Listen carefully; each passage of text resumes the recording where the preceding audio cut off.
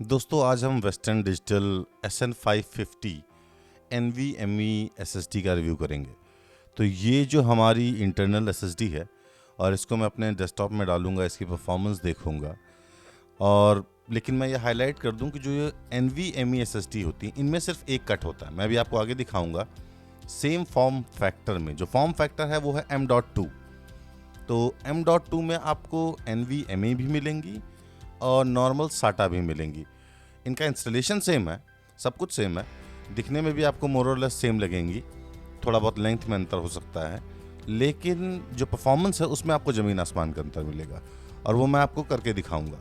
तो ये जो हमारी वेस्टर्न डिजिटल है ये काफ़ी बजट है और मुझे लगता है कि इस रेंज में काफ़ी बेहतर है। मैंने इसके अलावा क्रूशियल, सैमसंग उनकी देखी थी और वो अच्छी थी, उनमें कोई ऐसा प्रॉब्लम नहीं थी। लेकिन एक तो वो इससे थोड़ा बहुत महंगी थी और जो आप दाम ज़्यादा दे रहे हो उसके हिसाब से उनमें परफॉर्मेंस नहीं थी। इसकी परफॉर्मेंस जो है वो काफ़ी कंपेटिटिव है। आपको वीडियो एडिटिंग हो, गेमिंग हो, एप्लीकेशन लॉन्च करने हो, उसमें किसी तरीके की कोई कमी आपको नज़र आएगी नहीं। तो पहले चलिए मैं आपको दिखा देता हूँ कि इसका इंस्टॉलेशन कैसे करना है। लेकिन मैं आपको बता दूं कि ये आपको जो एक कट वर्सेस दो कट है ये आपको ध्यान रखना है। तो क्योंकि जो अभी मैं आपको इंस्टॉलेशन के लिए वीडियो दिखाऊंगा वो एक पुराना वीडियो है, बेसिकली इंस्टॉलेशन सेम है। तो उसमें मैंने सैमसंग 860 ईवो इंस्टॉल की थी और वही वीडियो मैं आपको दिखाऊंगा। तो प्रोसेस सेम रहेगा, लेकिन आगे चल के जब हम टेस्ट करेंगे दोनों को तो आपको परफॉर्मेंस में अंतर नज़र आएगा।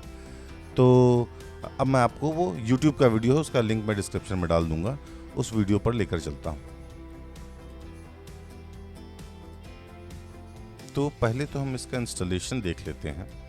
तो आप देखेंगे कि यहाँ पे मैं इसको थोड़ा पीछे कर लेता हूँ तो आपको आइडिया रहेगा, और वीडियो को मैं बड़ा भी कर देता हूँ। तो ये आप देखिए, ये मेरा एसुस का मदरबोर्ड है जिस पर मैं इसको 860 को इंस्टॉल किया था।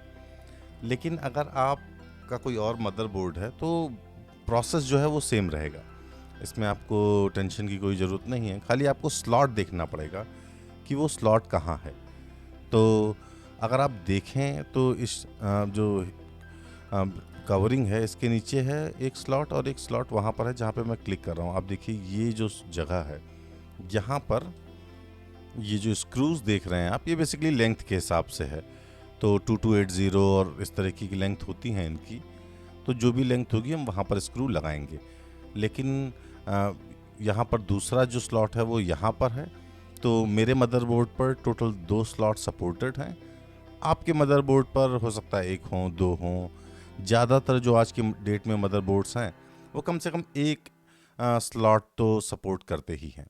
तो जहाँ तक इसका इंस्टॉलेशन है आप देख सकते हैं कि बड़ा सिंपल है। तो आप चाहे M.2 SATA लें या NVMe लें, इसमें आप देखेंगे कि 2 कट हैं।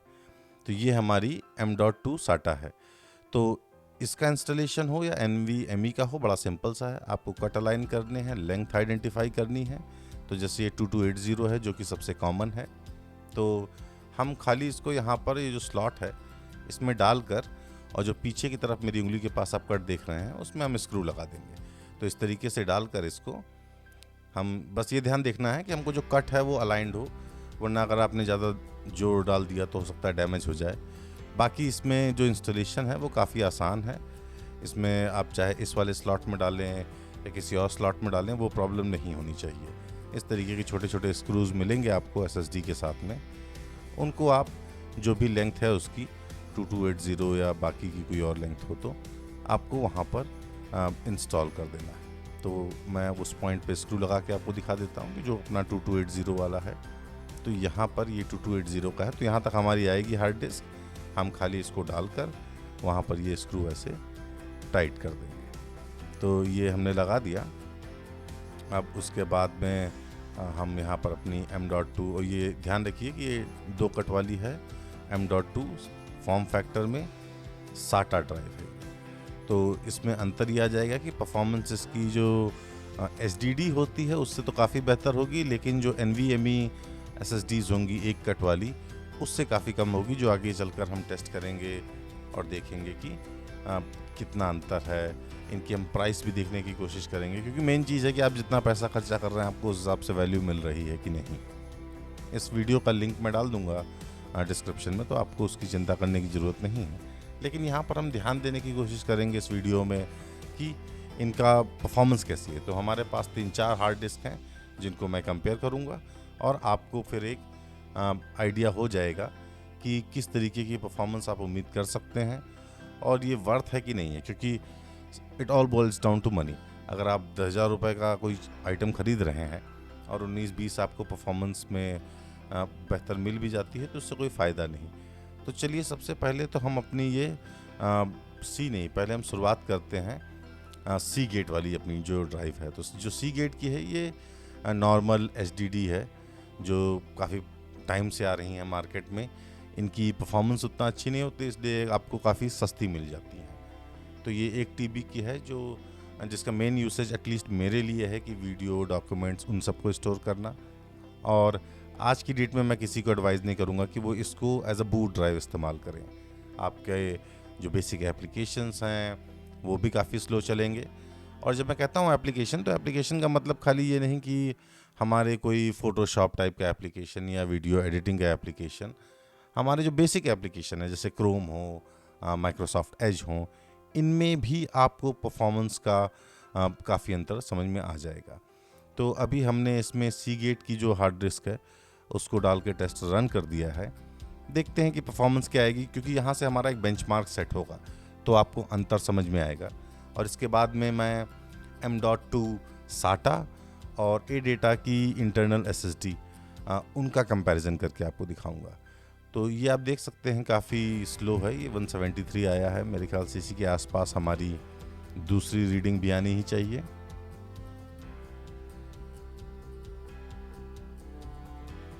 तो ये आई है हमारी 168 के आसपास।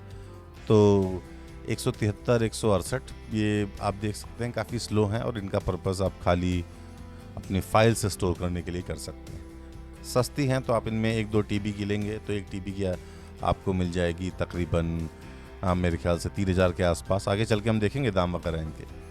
और 2 TB की शायद आपको 4,500-5,000 की मिल जाए या 4,000 की मिल जाए। तो इनका प्राइमरी पर्पज़ वही रह गया है। अब आप इनको एज अ बूट ड्राइव या एप्लीकेशन वगैरह चलाने के लिए इस्तेमाल नहीं कर सकते हैं। तो अगर इसका प्राइस देखें हम तो आप देख सकते हैं कि 3600 के आसपास है। 3600 में जो ये परफॉर्मेंस है आपकी, ये कोई बेहतरीन नहीं है। आप इसको अपनी प्राइमरी ड्राइव नहीं बना सकते हैं। आइए अब हम लोग बाकी टेस्ट करके भी देख लेते हैं और फिर हम धीमे धीमे उनके प्राइसेस कंपेयर करेंगे। मैंने सारे पेजेस खोल लिए हैं यहाँ पर ताकि हम समझ सकें कि आपको कितने पैसे में क्या चीज़ मिल रही है और उसकी परफॉर्मेंस क्या है और is it even worth it. तो उसमें जो इतना पैसा खर्चा कर रहे हैं क्या उसकी कीमत सही है या गलत। तो अब हम लोग इसमें करते क्या हैं, ये हम लोग सैमसंग की जो ईवो है जिसको हमने अभी इंस्टॉल करके देखा था, जिसका इंस्टॉलेशन वो चला के देखते हैं। और याद रखिए ये NVMe नहीं है, ये M.2 फॉर्म फैक्टर में SATA है। और जो ADATA हमारी नॉर्मल इंटरनल SSDs होती हैं ये भी SATA ही होती हैं, बस इसमें फॉर्म फैक्टर का अंतर आ जाता है। तो हम देखते हैं कि जो फॉर्म फैक्टर इससे कुछ परफॉर्मेंस में अंतर आता है या नहीं, कीमत में अंतर आता है या नहीं, वो सब चीज़ें देखते हैं। तो यहाँ पर हम गए और हमने R सेलेक्ट करके चला दिया। तो टास्क मैनेजर ओपन कर लेते हैं तो हम देखते रहेंगे उसका यूसेज कैसा है। तो जो हमारी R है अभी, ये आप देख सकते हैं कि इस पर टेस्ट रन हो रहा है और जो हमारी इनिशियल रिपोर्ट्स हैं वो तो ये दिखा रही हैं कि 560, 561। तो कहने का मतलब है कि रीड एंड राइट हमको इसी रेंज में मिल जानी चाहिए। राइट मेरे ख्याल से थोड़ी कम होनी चाहिए, लेकिन इसी रेंज में। और अगर आप इसको कंपेयर करेंगे किसी भी HDD से तो ये परफॉर्मेंस काफ़ी ज़्यादा रहेगी। तो अभी हमने देखा सीगेट वाली में कि वो तकरीबन 170 के आसपास थी और ये 560, 530 है। तो ये आप देख सकते हैं कि तकरीबन 3 गुना हो जाती है, उससे भी ज़्यादा। तो अंतर तो काफ़ी आ गया है इसमें। लेकिन मैं बोलूँगा कि HDD और SSD का कोई कंपैरिजन ही नहीं है। हमको तो कंपैरिजन करना है M.2 SATA का और SATA बेस्ड SSDs का। तो अगर हम मान लीजिए एक बार इस पर मैंने गेम लॉन्च करके देख लेते हैं। तो ये डिसऑनर्ड 2 इस पर इंस्टॉल्ड है। तो जो आपको परफॉर्मेंस अभी इस पर मिल रही है हम ये उम्मीद कर सकते हैं कि मोर और लेस सेम आपको SATA SSD पे भी परफॉर्मेंस मिलेगी। और आप देख सकते हैं यहाँ पर ये आराम से लोड हो रहा है। और मैं जो जानना चाहता हूँ यहाँ पर वो ये है कि अगर SATA SSD जो है हमारी वो और M.2 SATA में कोई ख़ास अंतर नहीं है परफॉर्मेंस में, तो मेरा ये मानना है कि SATA लेना, जो नॉर्मल SSD लेना ज़्यादा बेहतर फैसला होगा। क्योंकि आप देखेंगे कि यहाँ पे जैसे गेम आराम से लोड हो रहा तो वहाँ पे भी गेम आराम से लोड होगा। आपको 19-20 का भले कोई फ़र्क मिल जाए, कोई ख़ास अंतर नहीं मिलेगा आपको। यहाँ पे आप देखेंगे कोई ख़ास टाइम लेगा नहीं, लेकिन दाम में आपको मज़े का अंतर मिल जाएगा। तो जो नॉर्मल इंटरनल SSDs हैं वो किसी भी ब्रांड की हों, वो बेहतर फैसला होगा, बेहतर चॉइस होगी देन। तो इसमें आप देख सकते हैं जो लोडिंग वगैरह हुई बड़े आराम से हुई, कहीं कोई लैग नहीं हुआ, कुछ सेकंड में पूरा गेम लोड हो गया। लेकिन अगर हम इसको अभी ये Seagate वाली जो हमारी HDD है उस पर इंस्टॉल्ड कोई गेम नहीं है तो मैं नहीं दिखा सकता, लेकिन आप देखेंगे कि उसमें यही पूरी प्रोसेस कुछ मिनट ले लेगी। तो जो हमारी SSDs हैं वो काफ़ी बेहतर चॉइस हो जाती हैं आज की डेट में आपके एप्लीकेशंस के लिए। अब मान लीजिए मैं यहाँ पर चला के देखता हूँ E, तो एक बार E देख लेते हैं और उसमें भी मेरा अंदाज़ा है कि रीड एंड राइट सेम होंगी। ये जब तक चलती है टेस्टिंग तब तक हम लोग इसके प्राइसेस देख लेते हैं।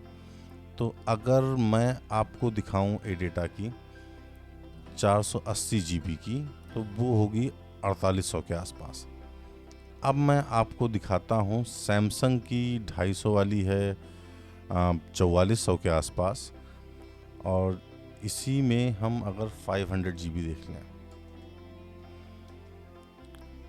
तो ये हमारी दिखा रहा है 6400 के आसपास। तो आप देख सकते हैं कि जो एडेटा है जिसकी टेस्टिंग अभी हम कर रहे हैं वो आपको पड़ जाएगी 4800 की 480 GB, और ये हमारी पड़ रही है 6400। तो मतलब कि जो हमारा अंतर है दाम में वो है तकरीबन 30% का। अब देखने वाली बात यह है कि क्या हमारी परफॉर्मेंस भी 30% है। तो यहाँ पे 564 और 510 है, ये परफॉर्मेंस जो है 30% का तो अंतर नहीं है यहाँ पर। वो भी 570 के आसपास थी और ये 530 के आसपास थे, मतलब राइट स्पीड थी जो सैमसंग ईवो की, ये है 510। तो अंतर जो है वो परफॉर्मेंस में सिर्फ 19-20 का है, लेकिन दाम में 30% का अंतर। तो अगर इसको हम देखें और साथ में आप देखें इंस्टॉलेशन का प्रोसेस, इंस्टॉलेशन में आपको ये देखना पड़ेगा कि मदरबोर्ड में आपके M.2 जो फॉर्म फैक्टर है वो सपोर्टेड है नहीं है, क्या उसकी लेंथ सपोर्टेड है, कितने स्लॉट्स अवेलेबल हैं, ये इस तरह की चीज़ें आपको देखनी पड़ेंगी। और जो नॉर्मल SSDs होती हैं ये हर कंप्यूटर में सपोर्टेड हैं, इन पर कोई भी चैलेंज नहीं आना चाहिए, और ये आपकी काफ़ी सस्ती पड़ रही है। इस पे तो मेरे ख्याल से आप शायद एक TB ले लें 6400 के आसपास। तो आप अगर M.2 SATA और नॉर्मल SSDs में कंफ्यूज्ड हैं तो मैं बोलूँगा कि आप नॉर्मल SSD लीजिए। M.2 में SATA लेने का कोई फ़ायदा नहीं, क्योंकि आपको परफॉर्मेंस में कोई बूस्ट नहीं मिल रही है, लेकिन पैसे में बूस्ट मिल जा रही है जो हमको नहीं चाहिए। तो नॉर्मल SSDs बेटर चॉइस है। लेकिन आइए अब हम देख लेते हैं कि जो हमारी वेस्टर्न डिजिटल की हमने इंस्टॉल की है ये वाली जो कि NVMe है। देखिए यहाँ पर एक कट है, यहाँ पर जो 2 कट हैं ये हमारी SATA है। तो एक कट वाली का अब हम परफॉर्मेंस देखते हैं। तो मान लीजिए मैंने ले लिया C, इसको चला दिया, और इस रेंज में मुझे वेस्टर्न डिजिटल इसलिए बेहतर लगी क्योंकि आप देखिए आप 5,000 रुपये में आपको 500 GB मिल रहा है। अगर हम इसको, जैसे ये वेस्टर्न डिजिटल की ही है लेकिन ये 250 GB है, और ये हमको 4400 में 250 GB मिल रही दूसरी। इसमें हो सकता है थोड़ी बहुत परफॉर्मेंस का आपको अंतर मिल जाए, लेकिन आप देख सकते हैं कि आधी हो जा रही है स्टोरेज कैपेसिटी। अगर हम दूसरी ब्रांड की कोई देखें तो ये हमारी है सैमसंग की। तो सैमसंग की 500 GB आप देखिए ये मिल रही है 8000 की। तो कहने का मतलब है कि मार्केट में आपको वैरायटी तो काफ़ी मिलेंगी विद इन सेम ब्रांड, अलग ब्रांड, लेकिन अगर परफॉर्मेंस में बहुत ज़्यादा अंतर आया नहीं, और मान लीजिए परफॉर्मेंस में ज़्यादा अंतर आ भी गया, तो आपको अपना यूज़ केस देखना है। जैसे कि मैंने आपको गेम चला के दिखाया, वो हमारा साटा पर है, वो NVMe पर भी नहीं है, और साटा पर भी हमको कोई लैग नहीं मिला, बड़े आराम से गेम चल रहा है। आप देख सकते हैं कि उसमें एक पैसे की कोई लैग नहीं हुआ। तो अगर हमको उससे बेहतर परफॉर्मेंस ये वेस्टर्न डिजिटल वाली दे देती है, तो मैं बोलूँगा कि अगर आपका बजट इतना आपको अलाउ करता है, तो जो आपकी प्राइमरी ड्राइव हो, बूट ड्राइव वगैरह, वो आप यही लीजिए। और बेस्ट कॉम्बिनेशन तो ये होगा कि इसके साथ में आपने 1 TB की SSD भी जोड़ दी। तो वो जो 1 TB की SSD होगी, अगर आप गेमिंग वगैरह करते हैं, गेम डाउनलोड करते हैं, तो 80-90 GB का एक गेम हो जाता है। तो आपको कैपेसिटी की ज़्यादा ज़रूरत पड़ेगी। तो आइडियल कॉम्बिनेशन हो जाएगा आपका NVMe SSD मेन ड्राइव, और एक दूसरी ड्राइव हो गई जो नॉर्मल इंटरनल SSD हो गई, SATA SSD, ADATA या किसी भी ब्रांड की आप मार्केट से उठा सकते हैं। तो यहाँ पे अगर हम देखें तो आप देख सकते हैं कि ज़मीन आसमान का अंतर। यहाँ पे हमको 1700 प्लस रीड मिल रहा और 1500 प्लस राइट मिल रहा है। हमारा जो ये सैमसंग की 860 थी ईवो, जो साटा थी, वो हमको 530 के आसपास राइट दे रही थी और 570 के आसपास रीड दे रही थी। तो 3 गुना का अंतर यहाँ पे आ गया है। और अगर आप इसकी देखिए 500 GB की, तो ये है 6400 की। और हमारी जो ये है अपनी वेस्टर्न डिजिटल की, ये है हमारी 5000 रुपये में 500 GB, तो उससे सस्ती मिल रही है और उससे ज़्यादा परफॉर्मेंस दे रही है। तो आप समझ सकते हैं कि जब आप हार्ड डिस्क अपने कंप्यूटर के लिए ले रहे हैं, तो काफ़ी क्रूशियल हो जाता है ये समझना कि एक तो आपका बजट कितना है और उस बजट में आपको बेस्ट परफॉर्मेंस कौन दे रहा है। मेरे ख्याल से ज़्यादातर लोगों के लिए जो आमतौर पे टाइट बजट पे ही रहते हैं हम लोग, बेटर है कि अगर आपका इतना टाइट नहीं भी है, तो कोई ज़रूरत नहीं है आपको बहुत ज़्यादा पैसा खर्चा करने की। आप रैम अपग्रेड कर सकते हैं या कुछ और अपग्रेड कर सकते हैं। जहाँ तक हार्ड डिस्क का सवाल है, उसका जो पर्पज़ है वो यही है कि आपको डेटा स्टोर करे और बहुत ज़्यादा स्लो ना हो, जिसके लिए मैंने आपको गेम चलाकर दिखाई दिया कि वो 500 प्लस रीड एंड राइट पर बड़े आराम से गेम चल रहा था। तो अगर मैं उसी गेम को 1700 पे चलाऊंगा तो उससे भी बेहतर परफॉर्मेंस देगा मुझे वो। अब मान लीजिए मैंने ये जो 8-9 हज़ार की अमेज़ॉन पर हैं सैमसंग वाली, ये सब ले ली, तो इसमें और 8000 की ड्राइव में और 5100 की ड्राइव में कितना अंतर दे देगा? वो शायद टेक्निकली हम निकालें तो नंबर्स में आ जाए कि हाँ भाई ये 1700 है और वो हमको 2700-2800 मिल जाए शायद। अगेन मैं अंदाज़ा लगा रहा हूँ, मेरे पास नंबर नहीं है। लेकिन जब आप एप्लीकेशन पर काम करेंगे तो आपको वो दुगने का अंतर नहीं समझ में आएगा। अगर यहाँ पर हमारा पूरा गेम लॉन्च हो गया मान लीजिए 4-5 सेकंड में, 6 सेकंड में, 10 सेकंड में, और वहाँ पर हमारा गेम लॉन्च हो रहा है वही 7 सेकंड में, 6 सेकंड में, तो 6-7 और 9-10 तो अंतर आया सिर्फ 3-4 सेकंड का। लेकिन उस 3-4 सेकंड के लिए क्या आप तकरीबन 60% ज़्यादा दाम देना पसंद करेंगे? तो मेरा मानना यही है कि जो भी लोग कंप्यूटर्स बना रहे हैं इस रेंज में, मैं कहूँगा कि सबसे बेहतर ऑप्शन हमारे पास यही है। इसके अलावा अगर आपको थोड़ा पैसा बचाना है, ज़्यादा पैसा बचा नहीं पाएंगे लेकिन अगर थोड़ा पैसा बचाना है, तो आप नॉर्मल साटा ले लीजिए SSDs। ये जो आपको मिलेंगी ये अपनी सॉलिड स्टेट ड्राइव्स हैं और ये आपको बेहतर परफॉर्मेंस ला के दे देंगी। जो 1700 के आसपास तो रीड एंड राइट नहीं देंगी, लेकिन हाँ 500 प्लस आपको लाकर दे देंगी, जिसमें आपका ठीक ठाक काम हो जाएगा।